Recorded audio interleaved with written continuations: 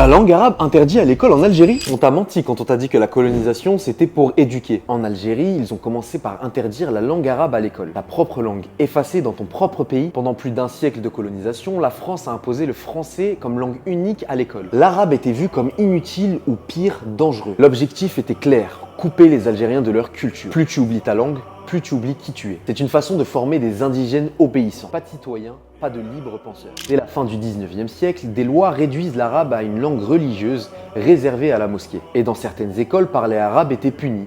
Oui, puni, comme si parler ta propre langue était une faute. Heureusement, beaucoup ont résisté.